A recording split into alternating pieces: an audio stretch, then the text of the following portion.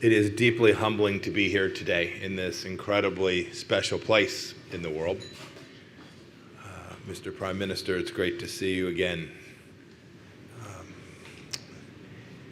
I ran the American State Department. I was responsible for leading an institution that has a couple of missions. It certainly has as an objective creating an American diplomatic set of arrangements that protect and secure America. But I also believe deeply that it had a responsibility to do two more things. One was to be disciplined, and the second was to speak the truth. The State Department's not always done that. Discipline in the sense of rigor. You all know this. You live in this incredibly special place, this beautiful place where you are so disciplined in your faith in the same way that I pray the Lord will help me and Susan and my son Nick be disciplined in our Christian faith as well. The discipline that comes with bringing rigor to understanding the law and facts so that one can actually do the task of representing the United States of America. And truth. Truth became pretty clear to those of us in the Trump administration early on. The truth is we were going to break some glass when we talked about things in the way the world really ought to exist, in the way, in fact, the reality on the ground does in fact exist. We know it. I had a great partner here, Ambassador Friedman. He was a bulldozer. He was a bulldozer for the truth. He did it with kindness and gentleness, but no one would mistake it for timidity. We conspired to work to make sure that we told the world the truth. The first truth that we told was that the rightful capital of this nation ought to be the place where we have our embassy. I'll never forget the meetings that said there will be war. This will create intifada. This creates enormous risk. And yet, President Trump was bold. He was prepared. We did the work.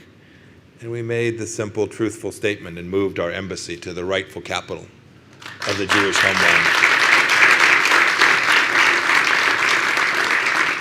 I'll never forget when we were discussing the reality on the ground of the Golan Heights. My wife and son will never forget the reality of the Golan Heights. This is worth a minute. 15 years ago, almost exactly, I brought my son here. You would not have known my name. I was a civilian enjoying my life running a small manufacturing company in Kansas. But I wanted my son to know the truth. I wanted him to see it. And I had studied the 67 war and the 73 war when I was a student at West Point at the United States Military Academy. So we traveled to the Golan Heights, and I made them stand in the positions where the tanks had been. It was a bit dusty. Thank you for accommodating me. I had my old maps. These maps matter. These maps matter. The real estate matters. The land matters. This is, in fact, the Jewish homeland. And so when President Trump supported the efforts that Ambassador Friedman and I had put forward to say that, no, the Golan belongs to Israel. They said there would be war. They said there would be war. They said there would be war or worse. And of course, the truth was there was no war. We made the decision about the reality, the rightful reality. And then I had the chance, as we closed in on what became the end of our time in the administration, to make maybe the most important statement. Yaakov said to me today, he said, I harvested the first legal crop. We made the simple statement that Israel is not an occupying force in Judea and Samaria. That this is the rightful homeland for the people of Israel here in Judea and Samaria. We recognize that this isn't an occupying nation. It is not an apartheid country. It is a democracy where faith can be practiced from all of the Abrahamic traditions. And in fact, we were in church this morning in Jerusalem doing just that. It is so amazing to be back here. I will never forget my first trip here.